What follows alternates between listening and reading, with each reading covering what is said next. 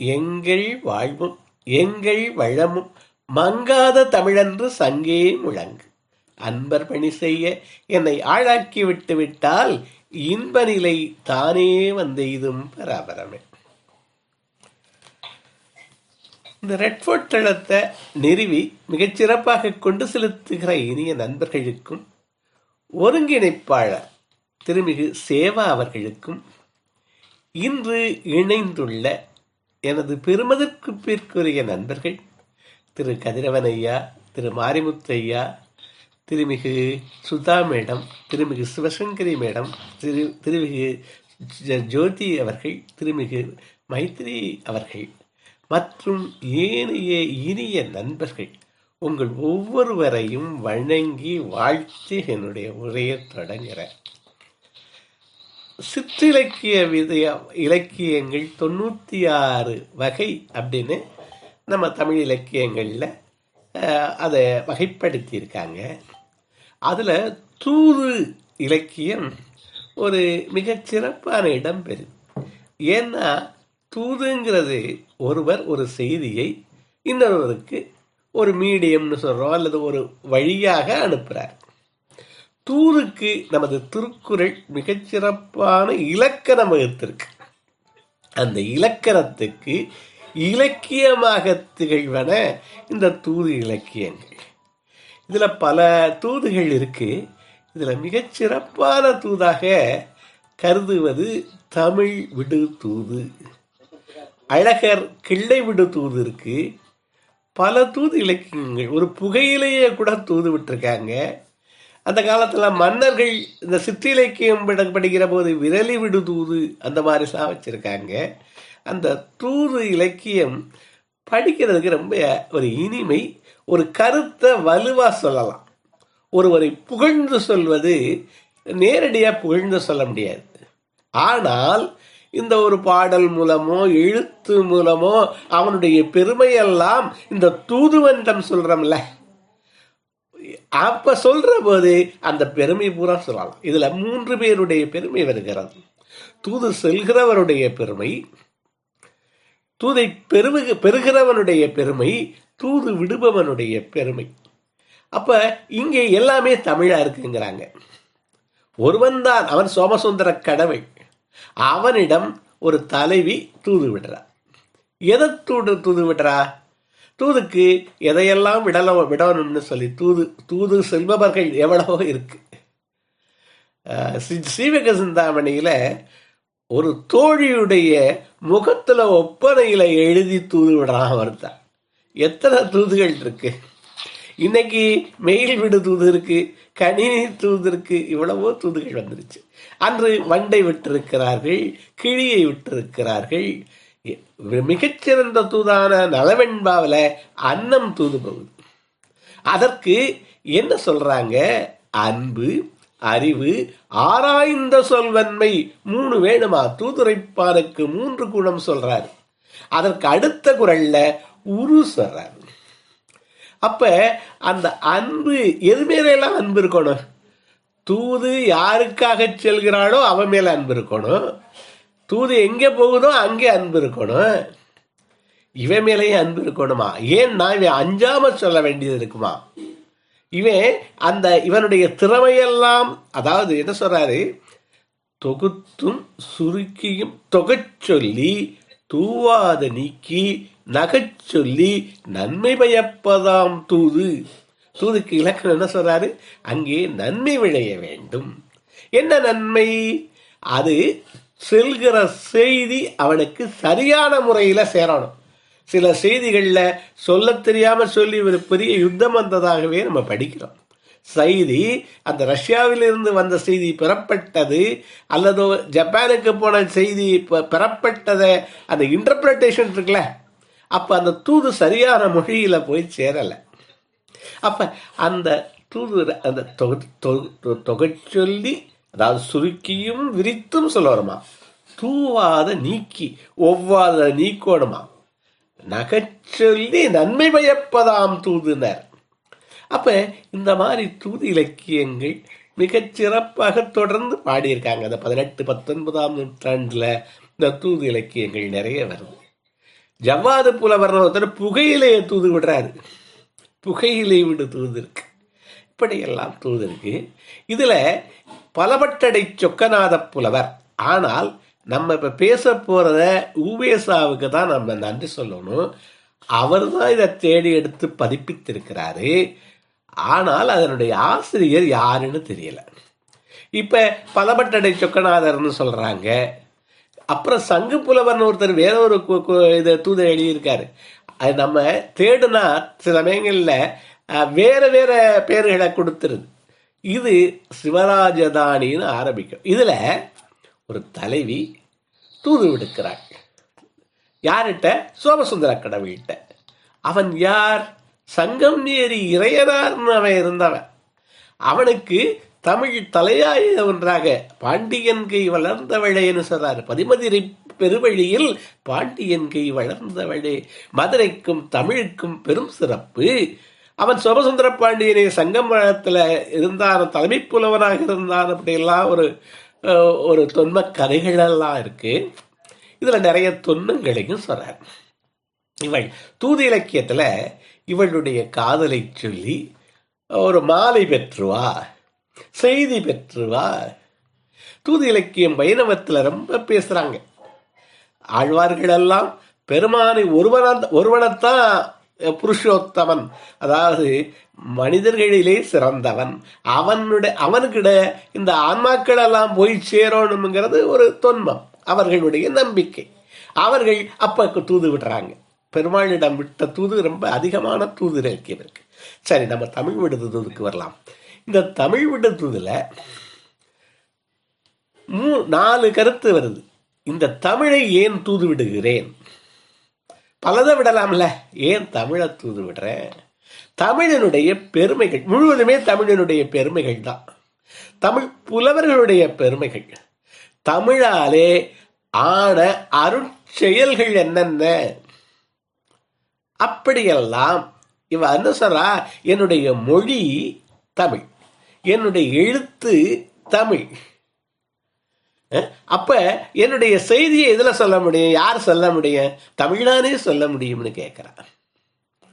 அப்ப அந்த ஏன் தூது விடலை? அப்படி சில அச்சங்கள் 8 வகை மெய்ப்பாட்டியல் இதுல வருதுங்கிறாங்க. அந்த தூது போறதுக்கு சிலர்கிட்ட மண்டாதேன்னு சொல்றா தமிழே, சிலர் மண்டாதே உன்னை வித்துருவாங்கிறா.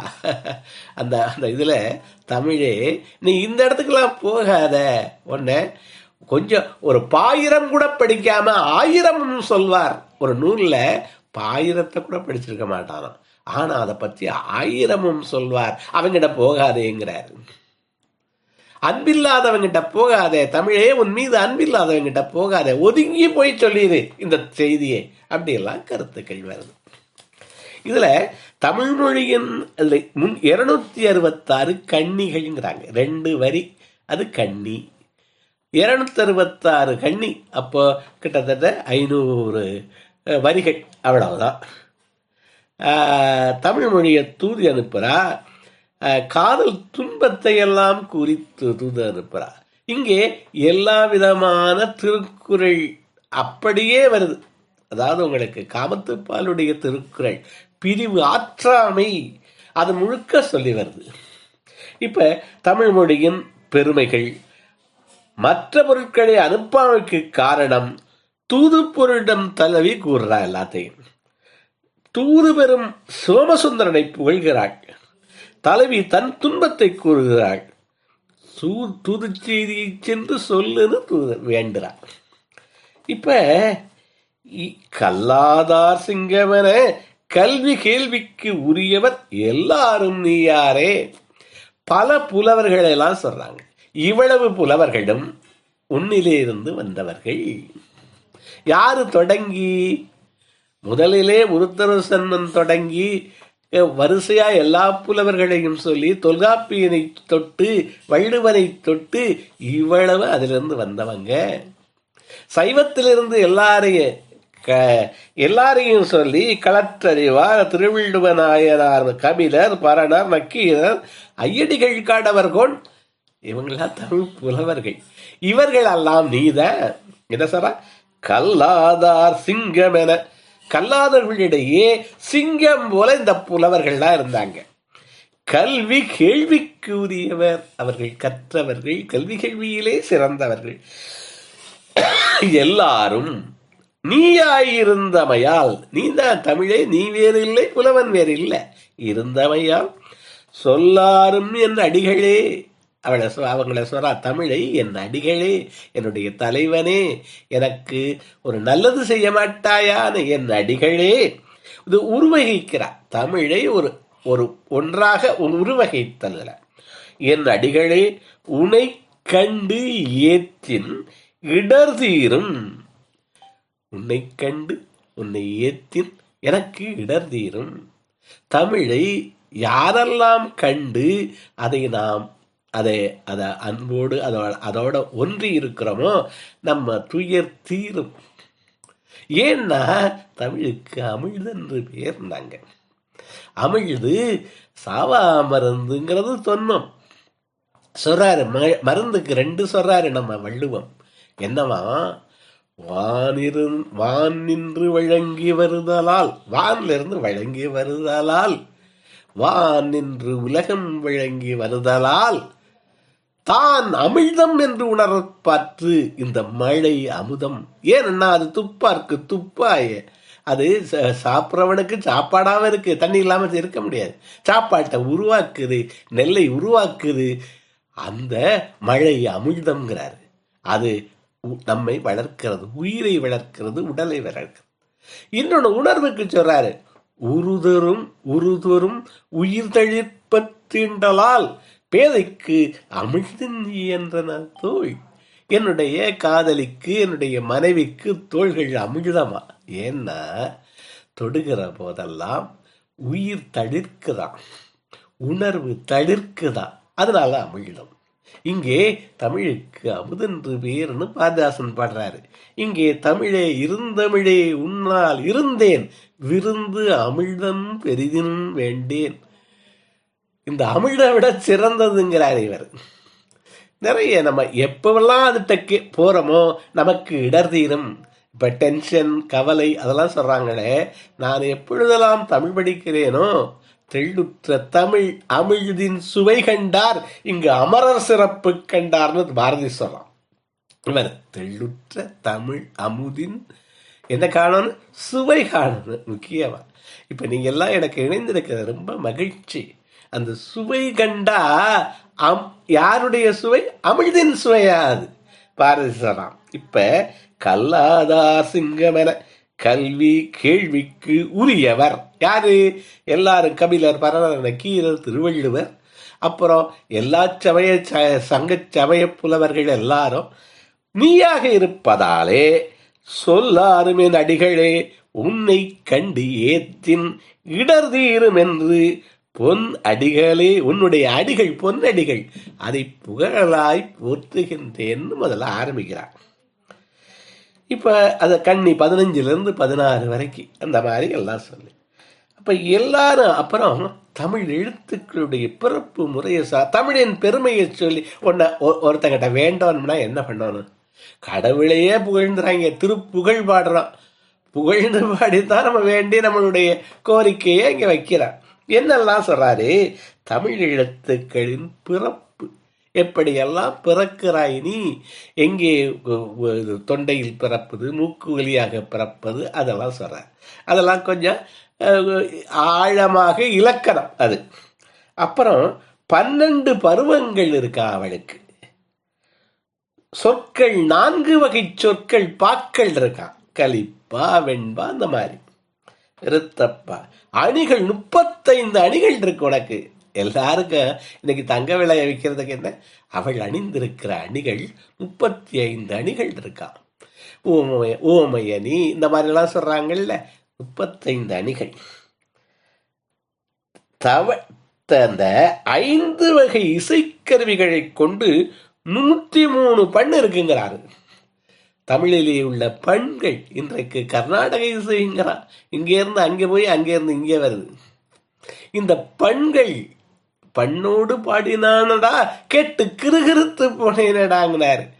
பாரதியோட பாட்டை ஒருத்தன் பண்ணோடு பாடினானா நான் கேட்டு கிறுகிறுத்து போனேன்னாரு கவிமணி. எதுவும் ஒரு பண்ணோடு, இங்கே இருக்கிறவர்கள் பன்னோடு பாடக்கூடியவர்களும் இருக்கிறீர்கள். பன்னோடு பாடுதல் எனக்கு அது குறைன்னு நான் நினச்சிக்கிறது. அப்ப என்ன, 5 வகை இசைக்கருவியிலிருந்து 103 பண்கள் இருக்குன்னு அவர் பட்டியலிடுறாரு. அப்புறம் ஒன்பான் சுவை இருக்கான். அவள் நாடக தமிழ் அவளோடு கூட இருக்கான். தமிழில் முத்தமிழ். பெருங்காப்பியத்திற்குரிய இலக்கணத்துல 18 வருணனைகள் சொல்றார். இதெல்லாம் இலக்கணமும் சேர்த்து பார்க்க வேண்டிய பகுதிகள். 18 வருணனைகள் விரித்து பார்க்கல, ரொம்ப இருக்காது. அப்புறம் அகில வாழ்வெல்லாம் கண்டு மகிழ்ந்தாய் நீ, மண் சுமந்த கோலை அடித்த கோல் ஒன் எழுதுகோல். என்ன இங்க ஒரு தொன்ன கதையை சொல்றாரு. பிட்டுக்கு மண் சுமந்தான். அவன் மண் சுமந்தவன் எப்படி அருட போயிருந்தா அவனுக்கு இந்த அடி விழுந்திருக்காது. அவன் என்ன பண்ணிட்டான், அந்த புட்டு இருக்குல்ல அதை கூலி வாங்கிக்கிட்டான். பாடுவார், பண் சுமந்த பாடல் பரிந்து ஏற்கிறானா. பண் சுமந்த பாடலை சிவபெருமான் அவன் சோமசுந்தரனுக்கு தான் இதை அனுப்ப போறான். இப்ப போற தூது அவங்கிட்ட தான் போகுது. பண் சுமந்த பாடல் பரிந்தேற்கும் பெருமானவன் அவன் என்ன பண்ணா, மண் சுமந்து கூலி கொண்டு கூலியை வாங்கினான். கூலி இல்லாம மண் சுமந்திருந்தானா அவனுக்கு இது விழுந்திருக்காது. ஆனா அதை செய்யலை. அதாவது ஒன்றை ஒத்துக்கொண்டு செய்யாவிட்டால் என்ன நிகழும்? Dignity of labour. அவனே லேபரனா வர்றான், ஒரு கூலியாக வருகிறான். கூலி கொண்டு அக்கோவால் மொத்துண்டு புன் சுமந்த பொன்மேனி படுதுங்கானம்மா நாயின்னு மாணிக்கவாசகர் பாடுறாரு. அவனுடைய மேனி புன் சுமந்த மேனியா. யாருக்காக? ஒரு ஏழை கிழவிக்காக புன் சுமக்கிறான். ஏன் இயேசுவை கொண்டாடுறாங்க எல்லாரும்? அவருடைய மேனி புன் சுமந்த பொன்மேனி. அந்த சிலுவையில் அறையப்பட்டார், ரத்தம் சிந்தினார் மற்றவர்களுக்காக. இன்றைக்கு ரத்தம் சிந்தியவர்கள் எல்லாரையும் காந்தி ரத்தம் சிந்தினார் இந்த மண்ணில், இந்திரா காந்தி ரத்தம் சிந்தினார்கள். பலரும் எத்தனையோ பேர் ரத்தம் சிந்தி இருக்கிறார்கள். அதற்கு முன்னாலும் எத்தனை இந்த சுதந்திர போராட்டத்திலே கண்ணீர் விட்டா கண்ணீர் விட்டோ வளர்த்தோம், ரத்தத்தை விட்டு வளர்த்தோம்னாரு கிடைச்சிச்சு இந்த சுதந்திரம். அதெல்லாம் நம்ம இப்ப மறந்துட்டோம். அவர் என்ன சொல்றாரு, அந்த புன் சுமந்த பொன்மேனி. அதுல என்ன, இங்க என்ன, அவளை அடிச்சால ஒரு கோல். யாருடைய கோல்? பாண்டிய அரசனுடைய கோல், உன்னுடைய செங்கோல்ங்கிறார். இதுல என்ன பெறுது? ஒருத்தன் தன்னுடைய கடமையை செய்யாவிட்டால் அவன் கடவுளாக இருந்தாலும் அடிபடுவான் அப்படிங்கிற அந்த நியாயத்துக்கான கோலாக இருக்கிறது உன்னுடைய செங்கோல். தமிழுடைய செங்கோல் எப்படி இருக்கா? நியாயத்துக்குடைய செங்கோலாக இருக்கா. நண்பர்கள் இறுதியெல்லாம் ஏதாவது 1, 2 ஏதாவது போடுங்களேன், நல்லா இருக்குன்னு. கொஞ்சம் நான் தொடர்ந்து நல்லா இருக்கு நல்லா இல்லைன்னு இருக்கிற நண்பர்கள் ஏதாவது ஒரு குறியீடு போட்டால் மகிழ்வேன். அப்ப தமிழுக்கு நிறைய இலக்கிய சான்றுகள் இருக்கு. நம்ம நேரத்துக்குள்ள முடிச்சிடலாம். 4 எல்லைகளை சொல்றாரு. ரொம்ப மகிழ்ச்சி.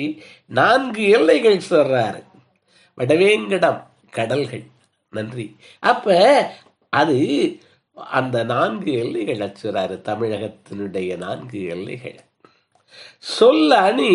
அதுல தேவர் மூவார் பாடிய பதிகங்கள். அவருக்கு தலகர்த்தர்கள் யார்? இந்த தமிழுக்கு காப்பாளர்கள் யார்?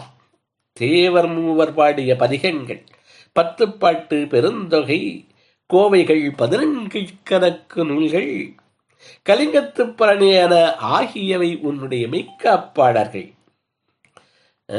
மன்னனாக தமிழ் வழையை உருவகம் செய்து பல சிறப்புகளை கூறி அது ஒரு முதல் பகுதி. சோமசுந்தர கடவுள் ஆற்றிய திருவிளையாடல்களை சொல்லி அவனுடைய பெருமைகளை சொல்லி அவனிடம் தூது போக சொல்றான். இதுல ஏன் இது தூதுக்கு என்ன அதையெல்லாம் வண்டை மானை குயிலையெல்லாம் விட்டுருக்கலாம். மனது விடு தூது கூட சொல்லியிருக்காங்க. அதுதான் முதல் தூது.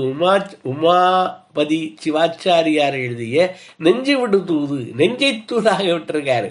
இங்க ஏன் தூது விடலைன்னு எல்லாத்தையும் பேசுறார். எதை ஏன் தூது விடலையாமா?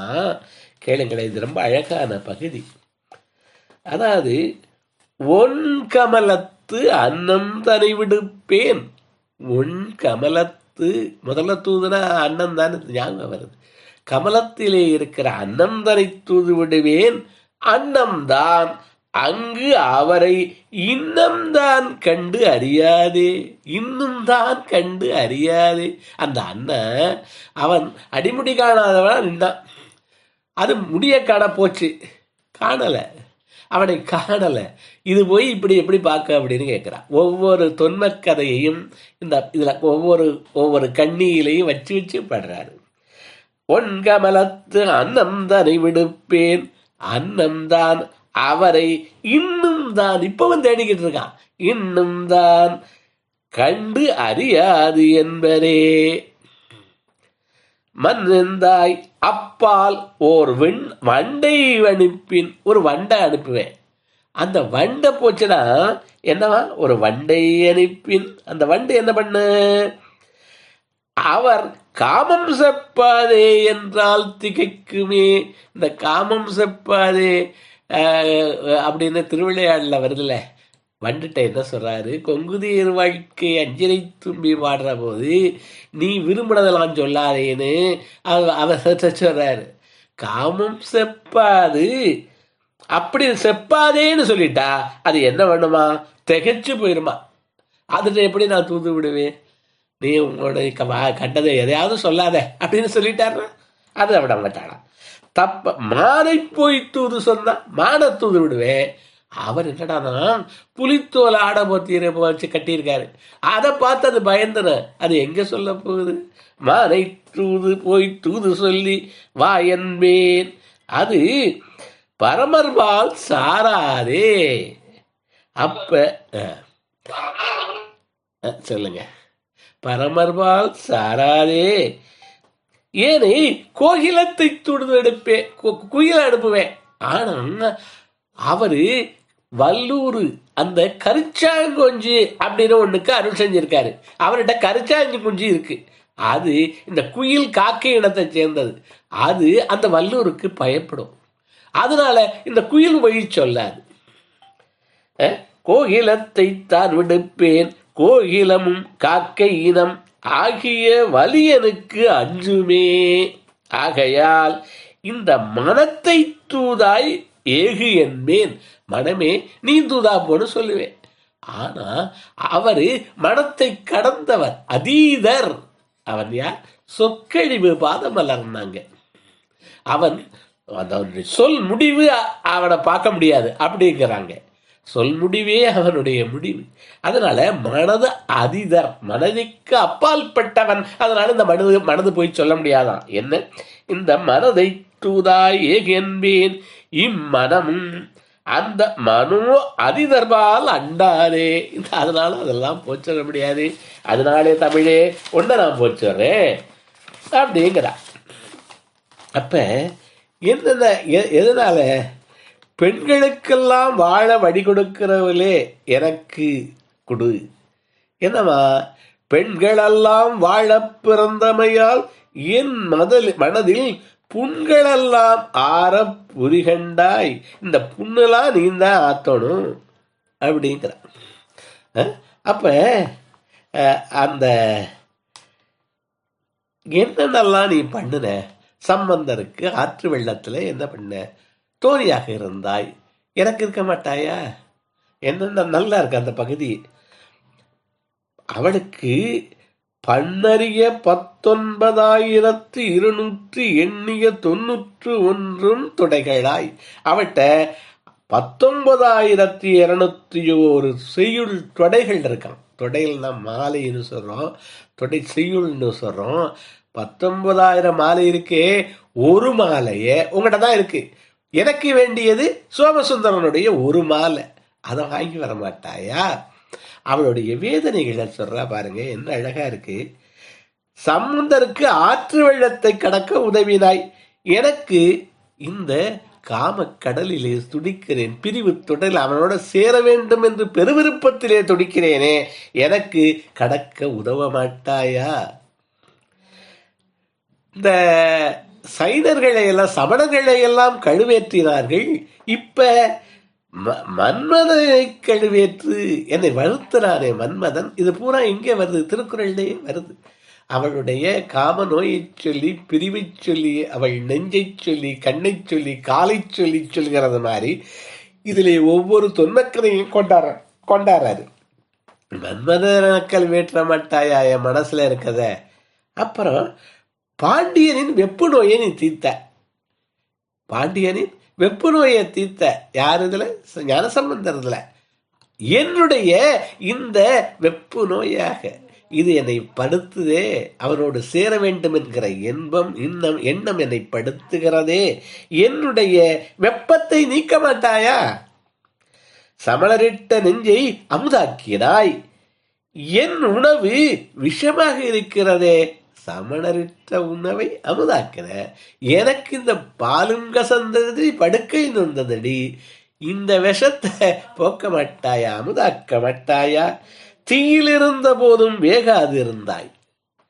பதிகம் நான் வேகிறேனே, தீயில இருந்த போதும் அத பதிகங்கள் அது வேகல, எரியல. ஆனால் நான் வேகிறேன், அதனால காத்திருட மாட்டாயா? அப்பறை கடலில் மூழ்காது காத்தாய், நான் என்னை இந்த விருப்பக் கடலிலே காமக்கடலிலே இருந்து காக்க மாட்டாயா? பூம்பாவை அவ எலும்பாயிட்டா, செத்துட்டா, செத்தவளுக்கு உயிர் கொடுத்தியே, எனக்கு உயிர் தர மாட்டாயா? சிறந்த பூம்பாவை எழுப்பினாய், கரை சேர்க்க மாட்டாயா? அழகிழந்த எனக்கு பொலிவு தர மாட்டாயா? அவளுக்கு எலும்புக்கு உரு கொடுத்த, எனக்கு எலும்புலாம் இருக்கு, சரியா இருக்கு, ஆனா பொலிவு இழந்து விட்டேன், அவனோடு சேர்ந்து சொல்றா. தமிழ் பெருமையெல்லாம் கூறி தூது விடுகிறாள் தலைவி, புகழ்ந்து தூது போக சொல்கிறாள். அப்புறம் அதுல சொல்ற போது அந்த அந்த உரிய நேரத்துல முடிப்போம். வெண்மை செம்மை கருமை என்னும் பசுமை என்ற 5 நிறங்கள் உண்டு, ஆனால் உனக்கு 100 வண்ணம் உண்டா? வண்ணங்கள் 5 வண்ணங்கள், நம்ம 7 வண்ணங்கள் சொல்றோம், 5 வண்ணங்கள் இவங்க சொல்றான். 5 வண்ணங்கள் உண்டு, ஆனால் உனக்கு 100 வண்ணங்கள் உண்டு. தமிழ்ல இலக்கணத்துல 100 வண்ணம் வண்ணம் வண்ணச்சரவர் அப்படின்னே ஒரு புலவர் இருந்திருக்கார், தண்டபாணி தேசிகர் நினைக்கிறேன். வண்ணச்சரவர், வண்ணம் பாடுதல், அவளோட இலக்கிய நுணுக்கம் பூரா அதுல வருது. 100 வண்ணம் இருக்கு. சுவைகள் 6 சுவை, உனக்கிட்ட 9 சுவை இருக்கு. பால் 3 பால். எனக்கு இந்த இடம் ரொம்ப மனசுல பிடிச்சிச்சு. 3 பால் இருக்கு, அறத்துப்பால், பொருட்பால், இன்பத்துப்பால். ஆனால் உன்னிடம் உலகிலே 3 பால் இருக்கிறது, உனக்கிட்ட 5 பால் இருக்கா? தமிழுக்கு 5 பால். அது என்ன? 3 பாக்களுடன் ஆண்பால் பெண்பால் என்று 2 பால்களும் உண்டு. நீங்க யோசிக்கலாம், ஆண்பாலையும் பெண்பாலையும் என்ன தமிழுக்கு பெருமை? அவர் என்ன சொல்றாரு? இப்ப இந்தி எடுத்துங்களே, குர்சினா அது பெண்பால், அகிரணைக்கும் பால் உண்டு. அங்க ஆண்பால் பெண்பால் இல்லாட்டி அகிரணை. ஆனா இங்க அங்கெல்லாம் மற்ற மொழிகளில் என்ன உண்டு? இந்த ஆண்பால் பெண்பால்லாம் வேற்றுமை இல்லை. ஆனா தமிழனுடைய பெருமையாக ஆண்பால் பெண்பால் அப்படிங்கிற அந்த வேற்றுமையும் சொல்றாரு. தமிழ் சொற்களுக்கு என்ன கிடையாது? பால்லாம் கிடையாது. தமிழ் உயர்தனைக்கு தான் பால். இதுல தமிழ்ல என்ன சொல்றாங்க? உயர்தனின்னு சொன்னா அதுக்கு எதிர்ப்ப என்ன தாழ்ந்ததனான்னு சொல்லணும். ஆனால் அந்த சொல்லுகிற போது அகிரணைன்னு சொன்னாங்க, உயர்தினை அல்லாதது அகிரணைன்னு சொன்னாங்க. அந்த தமிழ் மொழியே ஒரு பண்பாடு மொழின்னு தான் சொல்றாங்க. அப்ப இவ்வளவு உனக்கு பெருமையெல்லாம் சொல்றா. அப்ப போற போது அவங்கிட்ட போற போது நீ இந்த ஆள்கிட்டெல்லாம் போயிடாத. கிட்டத்துல இவங்கெல்லாம் யார்கிட்டெல்லாம் அஞ்சோணும்னு சொல்றா. தமிழுக்கு அந்த அச்சம் நமக்கும் சொல்லி தருகிற அச்சம். கற்பார் பொருள் காணார், கற்பார் பொருள் காணார், சொல்லிய பாட்டின் பொருள் உணர்ந்து படிக்கணும். அப்பதான் தெளிவு இருக்கும், அப்பதான் புரிதல் இருக்க. கற்பார் ஆனா பொருள் காணார், அவர்கிட்ட போகாத. அவனுக்கு புரியாது, விளங்காதவங்கிட்ட போகாதுங்கிறார். கற்பார், கற்கிற போது பொருளை கற்கணும். கற்க கசடர கற்க கற்பவை கற்கன்னு சொன்னாரு, கற்றவின் கற்க சொன்னாரு, கடைசியில நிற்க கற்க சொன்னார். அப்ப பொருள் கண்டாதான் நிற்கலாம், பொருளே காணாம படிச்சா அவன்கிட்ட போகாதையா. கற்பார் பொருள் காணார், காசு பணம் காணின் உன்னை விற்பார். காசு பணம் காணின் உன்னை விற்பார். என்ன பண்ணுவாங்களாம்? காசு பணத்தை பார்த்துட்டா சில பேர் வாயை வாடகைக்கு விட்டு பிழைக்கிறான்னு சொல்றாங்கல்ல, அந்த மாதிரியெல்லாம் சொல்றார்.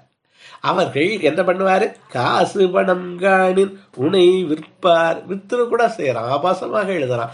எதை எழுதையாது உகந்ததையெல்லாம் எழுதாம உவப்பில்லாதையெல்லாம் எழுதுகிறான். அவனிடம் போகாதேங்கிறார். அப்புறம் கற்றாரை எழுதிடுவார். அவன் படிக்க மாட்டான், படிச்சவனை பெரிய படிச்சு கிழிச்சுட்டான் அப்படின்னு எழுதிடுவார். அவன்கிட்டையும் போகாத, அவன் தான் மதியாதவன்.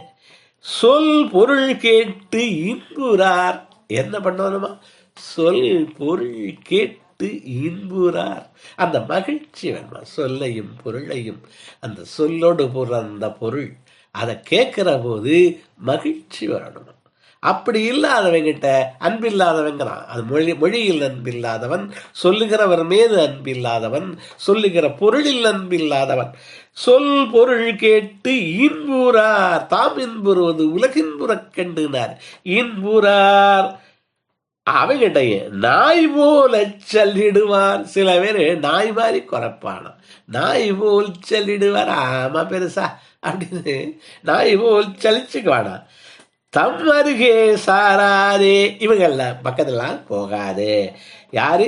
கற்பார் பொருள் காணார், காசு பணம் காணின் தனை விற்பார். அவர்வால் நீ மேவாதே. கற்றாரை எழுதிடுவார், சொல் பொருள் கேட்டு இன்புறார். நாய் போல சொல்லிடுவார், தம் அருகே சாராதே. தெள்ளு தமிழ் பாயிரமும் முன் சொன்னபடி படியாமல். என்னத்தை படிக்கல? தெள்ளு தமிழ்.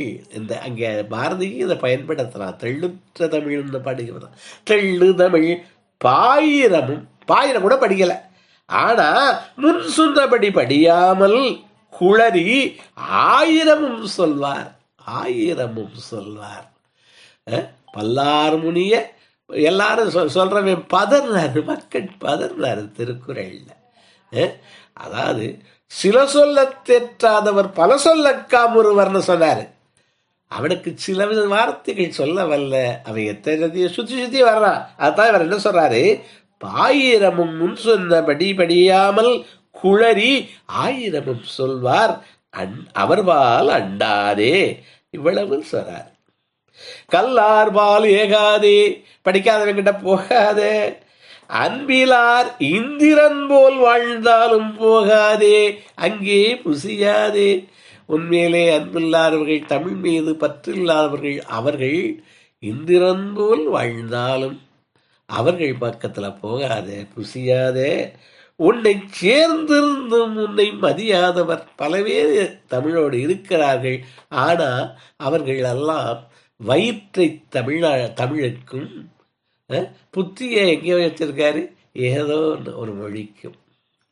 இங்கதான் வளர்ந்தாரு, உடல் வளர்த்தாரு, உயிர் வளர்த்தாரு, உணர்வு பெற்றாரு. ஆனா எங்கேயோ வச்சிருக்காரு அவருடைய இதை. அந்த மாதிரி இருக்கவே அது அது அன்பிலார் இந்திரன் போல் வாழ்ந்தாலும் போகாதே, அங்கே புசியாதே. உன்னை சேர்ந்திருந்தும் உன்னை சேர்ந்திருந்தும் உன் மதியாதார்கள் திருக்களிலே சேராதே. சேர்ந்து உன்னை நம்பாதார் வீழ்த்தி விதி நடுகாதே. உன்னோடு சேர்ந்து உன்னாலே புகழ்பெற்று கடைசியில உன்னையே பழிக்கிறாரே. நீ நீசபாசையெல்லாம் சொல்றாங்கல்ல, அதையெல்லாம் சொல்ற. என்னவா? சேர்ந்து உன்னை நம்பாதார் வீதி நடுகாதே. இவ்வளவு சொல்லி அப்புறம் சோமேஸ்வர் பெருமைகளை எல்லாம் சொல்லி எல்லா அடிகள் பேர்களை எல்லாம் சொல்லி அந்த தூது செய்தி சொல்லுகிறார். அதோட முடிக்கலாம். என்னவா? தலைவனுடைய இது ஆலவாய் எனுமிடத்தில் இருக்கும் செல்வர். அவர் எங்கே இருக்காரு? ஆலவாய் எனுமிடத்தில் இருக்கும் செல்வர். உமைக்கும் உமைக்கும் அழித்து பாகத்தை அழிச்சாரு. உமைக்கும் பாகம் அழித்தார்.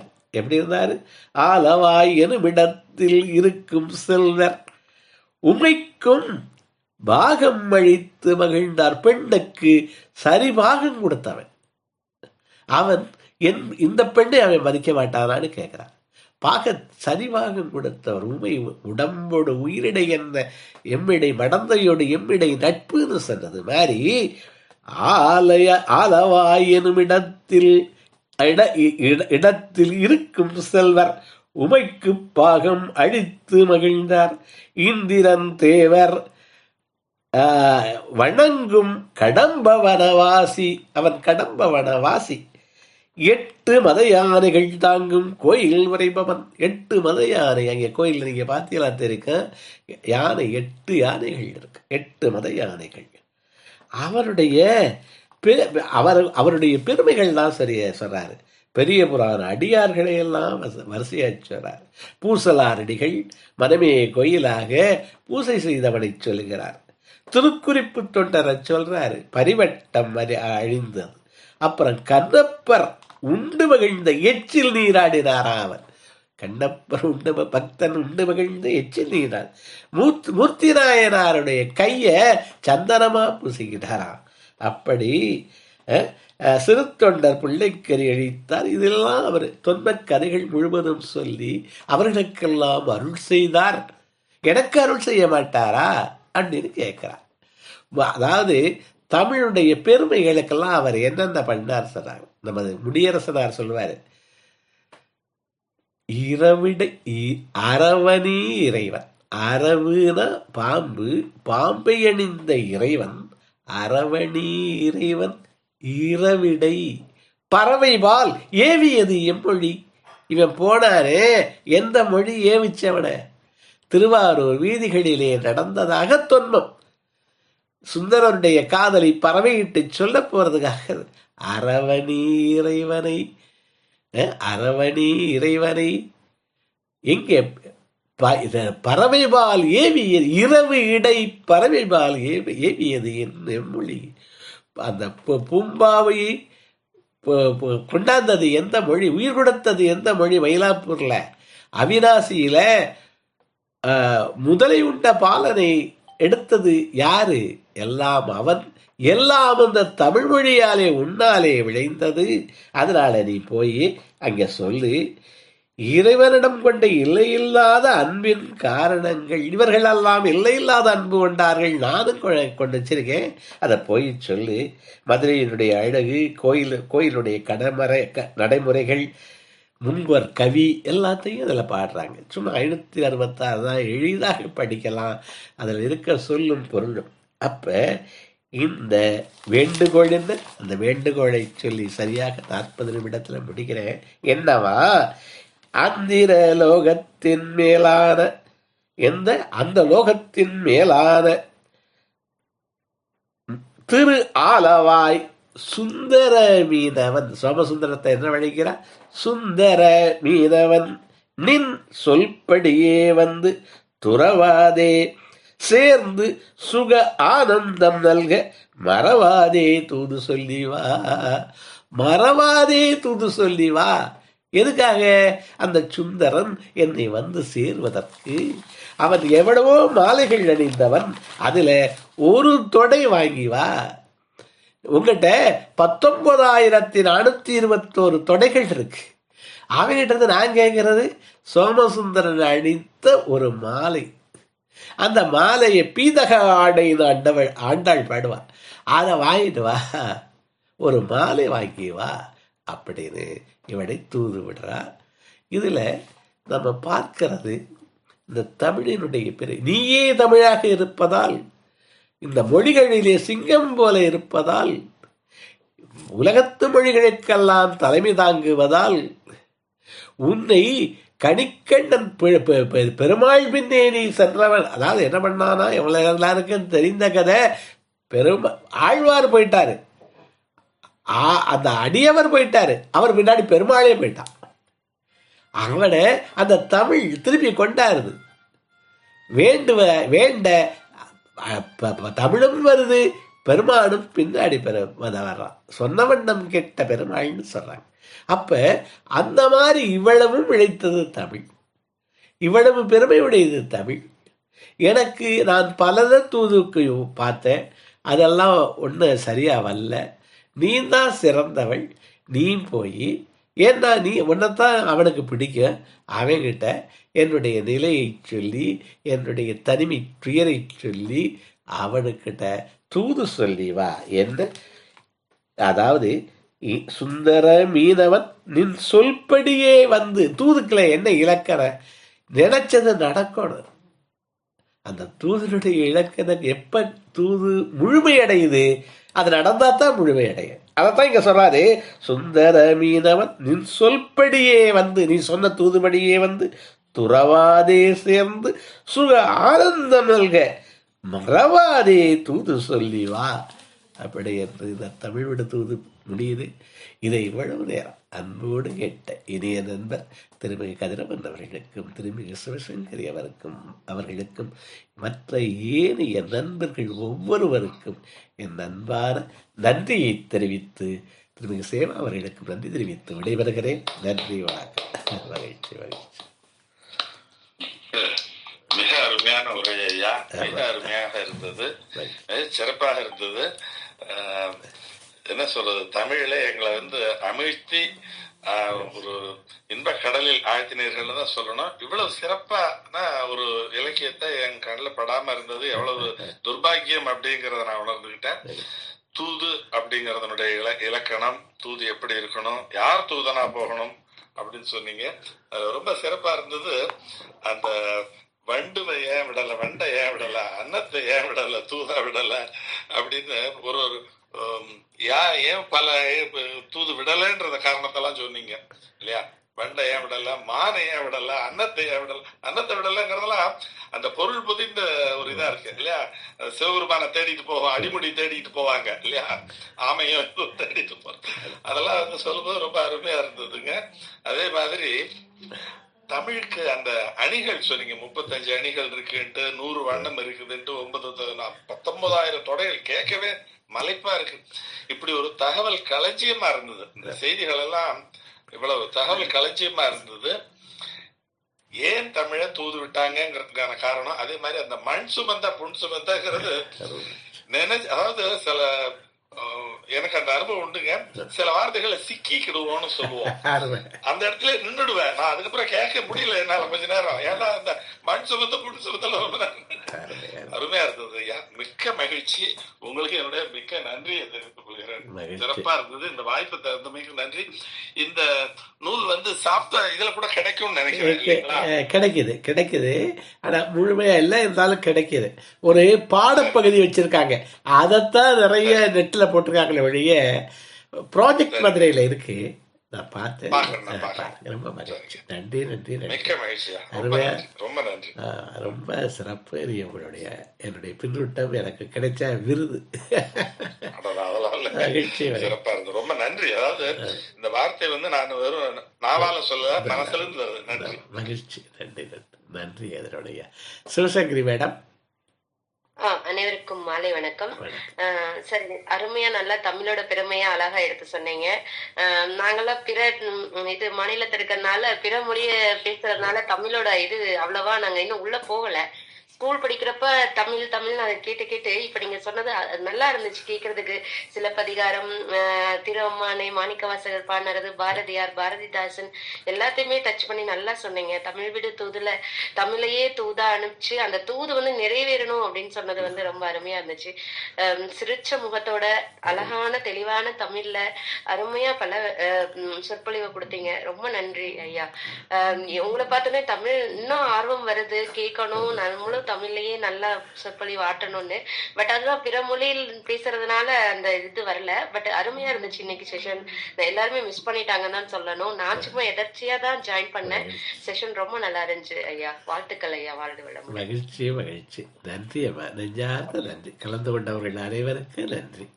ரொம்ப மகிழ்ச்சி. நன்றி. விடைபெறுவார். நன்றி நன்றி நன்றி ஐயா, நன்றி, வணக்கம். மகிழ்ச்சி. நன்றி. நன்றி.